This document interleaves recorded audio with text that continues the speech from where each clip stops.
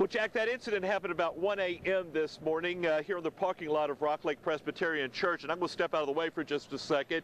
In this parking space over here, you'll see two orange marks. That's where the victim's car was pulled over. You hopefully remember your wedding day. I know I remember mine, and for an area couple, their wedding day will be one they won't soon forget.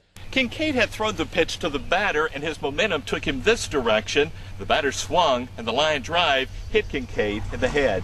Good morning again, Jack, and I think all the crowds are coming in spurts because it was really crowded several hours ago. It died down. Now I think it's starting to pick back up, as you can see from the cash register area behind me. Well, Sandra, I can tell you that if you haven't been outside today, you're in for a big surprise. To be quite honest, I'm cold right now. The wind is blowing. It's really nippy here in the capital city.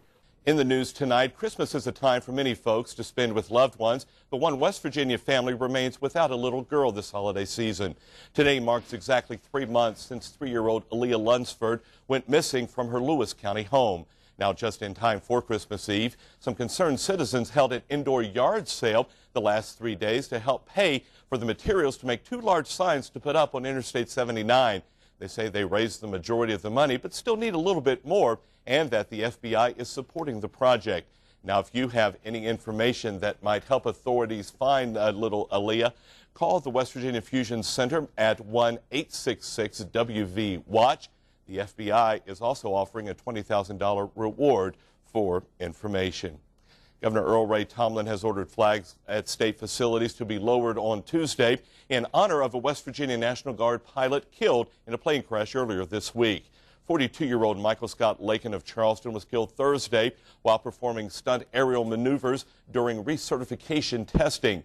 Originally commissioned as an officer in the Marines, Lakin left active duty and joined the 130th West Virginia Air National Guard, spending more than a year flying combat missions in the Middle East. Lakin was also a pilot for the Mountain State, flying West Virginia's King Air 350 and Cessna Grand Caravan planes. Domestic battery charges against a Putnam County commissioner have been dropped. Ed Rebrook, attorney for Commissioner Gary Tillis, says charges were dropped against his client after Tillis's wife and stepdaughter testified the commissioner did not hit anyone. He says prosecutors then voluntarily dismissed the charges because they could not prove the incident happened. Gary Tillis was arrested last September by Illinois police. He tells us he doesn't plan to seek re-election when his term ends next year, adding he made that decision before the September incident. Absolutely, Kelly. Authorities tell us an investigation sparked this investigation into the alleged drug activities at the Odyssey shop.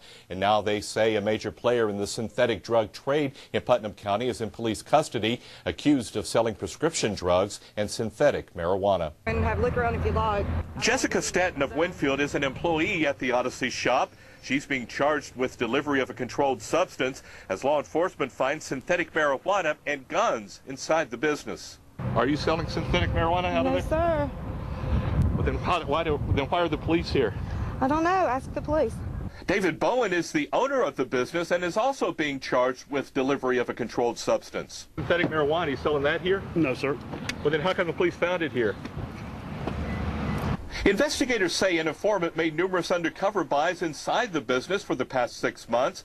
Adding Bowen and the business are a major part of Putnam County's synthetic drug trade, specifically among young people. We see a number of vehicles that are coming in with 2 to 4 people probably in a vehicle. One person going in the shop, in there for just a short amount of time, coming back out of the shop with nothing in their hands.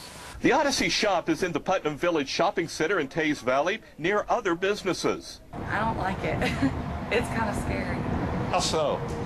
Well, because all the guns and the drugs and, yeah, we have a lot of children that come into our business. So sometimes it masks what they're doing, if you see what I'm saying, if you got the normal traffic coming in and out.